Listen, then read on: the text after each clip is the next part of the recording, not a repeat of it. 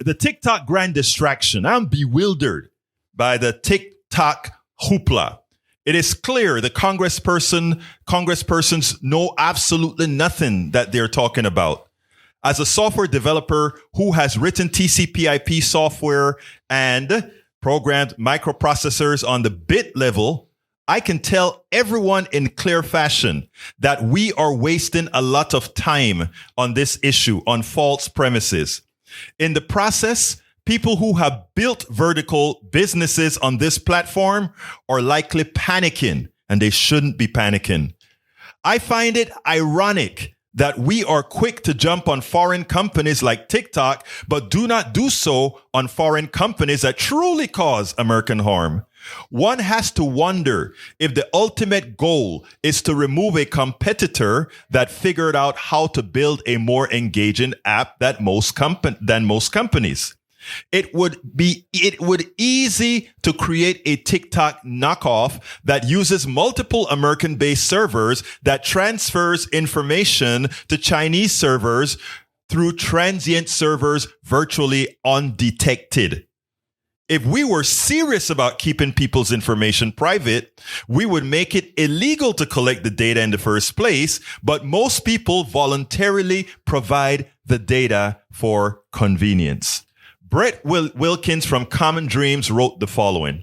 Civil and digital rights groups this week joined a trio of progressives U.S. lawmakers in opposing bipartisan proposals to ban the social media platform TikTok, arguing that such efforts are rooted in China. All right. Here's what I want to tell folks. Don't believe the hype. And I'm going to leave the rest of that segment for those who read the newsletter to read, because I have Andrew here, a real person, to talk about this. You can go to politicsdoneright.com/newsletter to finish reading the article. Your thoughts on that? Yeah, I think a lot of what you said is very right. I think the push to ban TikTok is less motivated by genuine concern for Americans' privacy and more for the great game, the great geopolitical game, striking a blow against China, which is, I think, the entire wrong approach to take to geopolitics in general, but, with China specifically. I think the real issue here is not that China can collect this data and use it. The problem is that the data can be collected by anyone and use it. There are things called data brokers, people who collect this data here in the U.S. And then sell it to whoever wants to buy it. The highest bidder.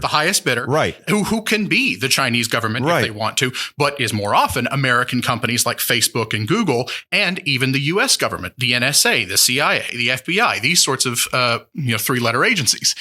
And so the real issue, the real threat to Americans' privacy is not China, in my opinion. The real threat is the companies that collect this data and our own government that can do far more damage to our daily lives with it than any foreign government can. And I think that is, and that is the discussion. That is the debate that I don't hear from our national media. And that's the reason why I covered this a bit on my 3:00 segment yesterday. And I said, it really needed some more coverage in that. Everybody, they're going crazy. TikTok is going to take our data and give it to China. And they never asked the question, what is China going to do with that data? What are they going to do with that data? Are they able to control us here? No, they're not. Right.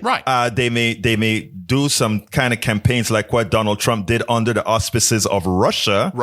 But that isn't the issue. We never did anything about that. Yeah, the actual risk that comes from a foreign government or foreign entity of any sort having the, shopping habits, browsing habits, advertiser demographic data of American citizens is limited because they can affect us, yes, but they are limited by the fact that they're not over here. They're not in connection and in collaboration with American businesses, with the American government. So it is really an overblown concern. And if there is, to the extent that there is a legitimate privacy concern, the solution is to pass a federal privacy law that restricts the amount of data that can be collected, restricts the types of data that can be collected, and gives American consumers more opportunities to take control over their own data, over that data that's collected.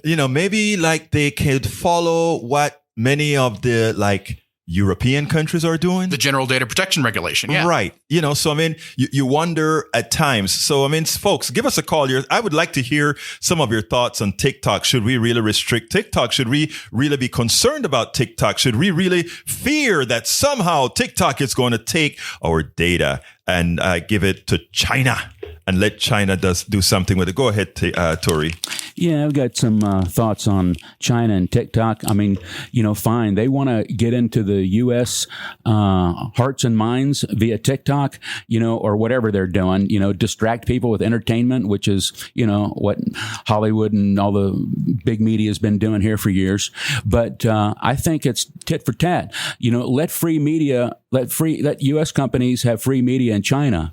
And that's it, period. Equal exchange. Let Chinese people have access to the internet because they're closed off. The Chinese Communist Party is evil, and they don't let people have access to free information. So why should we let them have any kind of platform here? That's my opinion. And that's a valid opinion if that's the way TikTok worked, right? That your opinion would be perfectly valid if that's the way TikTok worked. Unfortunately, the people that are generating the media, the TikTok media per se, are actually American citizens. Yes, you may get a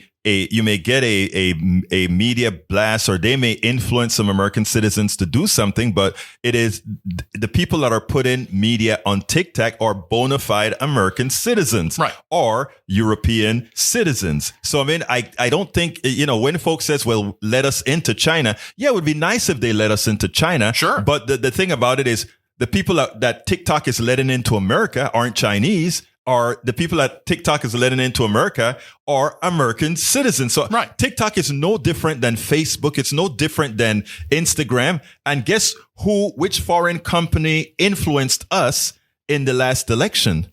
Who was it? It was Facebook. It was Cambridge Analytica. Thank you. And where's Cambridge Analytica? UK.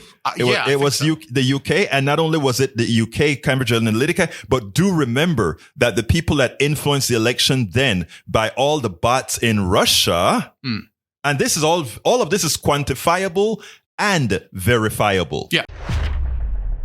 We spend a lot of time deconstructing the news, trying to parse it into a form that everybody can understand. We try to find those little nitpicks where it flies above the fray, etc. If you really like these videos that we do, I want to ask a big favor. Please go ahead. Number 1, subscribe to our channel. And number 2, please join if you can. Thank you so kindly for watching. Keep watching. Please remember to share. We must populate the entire internet with our progressive message, a message that we know is what most Americans say that they want. So help us, please join.